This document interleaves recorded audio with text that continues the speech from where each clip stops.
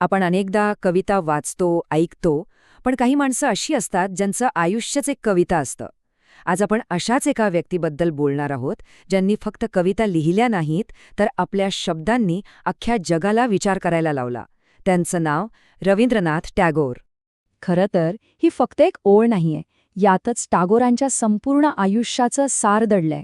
चला तर याच धाग्याला पकडून आपण त्यांच्या प्रवासाची सुरुवात करूया, त्या माणसाच्या ज्याने आपल्या शब्दांनी जगाला स्पर्श केला. तर प्रत्येक महान गोष्टीची सुरुवात कुठून तरी होते नाही का? टागोरांच्या अफाट प्रतिभेचं मूळ आपल्याला सापडतं ते त्यांच्या बालपणात. 1861 साल, कोलकाता. तिथल्या एका खूप मोठ्या प्रसिद्ध टागोर कुटुंबात त्यांचा जन्म झाला. घरात कशाचीही कमी नव्हती. पैसा होता, माणसं होती, पण तरीही त्या लहान मुलाचं मन मात्र एकटं होतं, एकाकी होतं. हीच त्यांच्या आयुष्याची पहिली गुंतागुंत असं आपण म्हणू शकतो. आणि मग शाळेची वेळ झाली. पण ती 4 भिंतींची ठरलेल्या वेळापत्रकाची शाळा त्यांना कधी आपली वाटलीच नाही. जणू काही एका पिंजऱ्यातच अडकल्यासारखं वाटायचं त्यांना, जिथे विचारांना उडायला आकाशच नव्हतं. म्हणूनच त्यांनी तो पिंजरा नाकारला आणि स्वतःच्या शिक्षणाचा एक वेगळाच मार्ग निवडला. पण मग प्रश्न उरतो की शाळेच्या बाहेर त्यांना त्यांचं खरं शिक्षण मिळालं तरी कसं? त्यांचे शब्द, त्यांची प्रतिभा त्यांना सापडली कुठे? त्यांना त्यांचा खरा गुरु भेटला, तो निसर्गात. हो, खरंच. पडणाऱ्या पावसाच्या थेंबांनी त्यांना जणू ताल शिकवला. मावळत्या सूर्याच्या रंगांनी त्यांच्या शब्दांमध्ये भावना भरल्या. झाडं, आकाश, नद्या या सगळ्यांशी बोलण्यासाठी, त्यांच्याशी एकरूप होण्यासाठी त्यांनी शब्दांनाच आपली भाषा बनवलं. आणि मग काय, एकदा का भाषा सापडली की शब्दांचा जणू झराच वाहू लागला. त्यांनी फक्त कविता लिहिल्या नाहीत, तर त्यांना संगीत दिलं, त्या गायल्या. माणसाच्या मनात लपून बसलेल्या प्रत्येक लहान मोठ्या भावनेला, सुखाला, दुःखाला, प्रेमाला, विरहाला, सगळ्यालाच त्यांनी आपल्या शब्दांमधून आवाज दिला. पण बघा, प्रत्येक नाण्याला 2 बाजू असतात. टागोरांच्या प्रतिभेलाही एक दुसरी, थोडी अधिक गडद बाजू होती.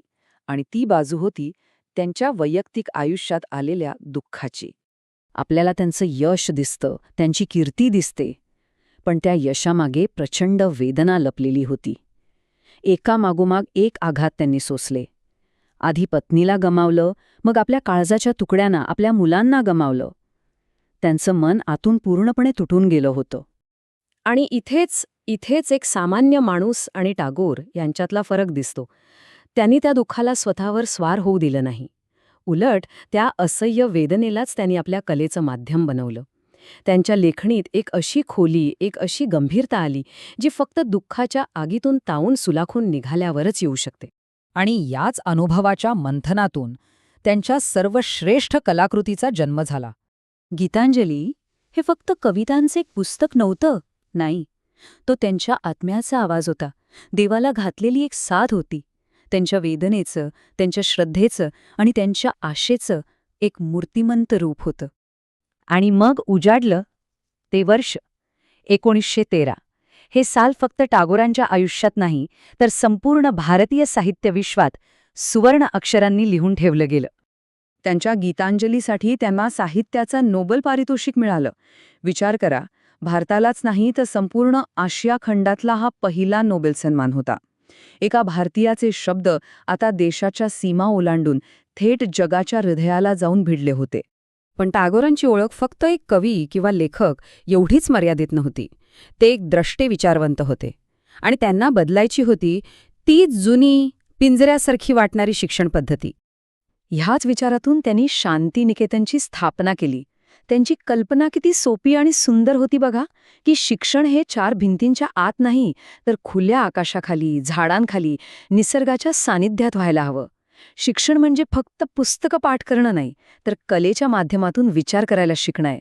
आणि सगळ्यात महत्त्वाचं, उत्तरं पाठ करण्यापेक्षा प्रश्न विचारण्याचं स्वातंत्र्य मिळणं म्हणजे खरं शिक्षण.